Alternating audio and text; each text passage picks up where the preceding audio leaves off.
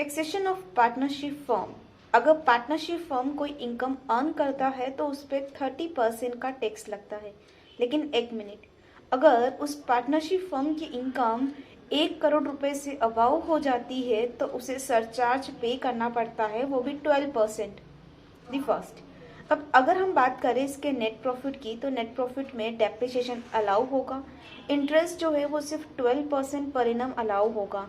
यानी कि अगर 15%, 20% इंटरेस्ट पार्टनर को पे भी किया जाता है कैपिटल या लोन पर, फिर भी इनकम टैक्स सिर्फ 12% ही अलाउ करेगा। उसके साथ ही साथ जो वर्किंग पार्टनर को रेम्यूनरेशन होता है उसकी कैलकुलेशन सेक्शन 40B के अकॉर्डिंग की जाती है। तो आइए जानते हैं क्या है 40B। बहुत सिंपल सा केस होता है, जब आप अपने प्रॉफिट में डेप्रिसिएशन, इंटरेस्ट, 12% सब कुछ अलाउ करके जो आपका नेट प्रॉफिट आता है, जिसे हम बुक प्रॉफिट कहते हैं, उसमें से आपको रेम्यूनरेशन माइनस करना है। पहले 3 लाख पर आपको 90% और 1,50,000 विच एवर इज हायर है उतना, और बैलेंस पर आपको क्या मिलेगा, 60% जो है वो आपको रेम्यूनरेशन अलाउ होगा। उस रेम्यूनरेशन को आप माइनस कर दीजिए बुक प्रॉफिट में से, आपको नेट प्रॉफिट मिल जाएगा।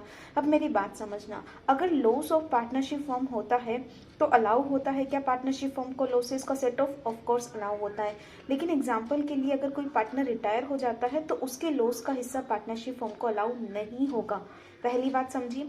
अब ये लॉसेस के अनऑब्जर्व डेप्रिसिएशन दोनों सेम है, क्योंकि दोनों ही सेट ऑफ होते नहीं। अनऑब्जर्व डेप्रिसिएशन पर पार्टनर के जाने का कोई इफेक्ट नहीं पड़ता है। जितना है उतना का उतना पूरा हम क्या करेंगे, उसे सेट ऑफ कर सकते हैं। That is all about partnership form.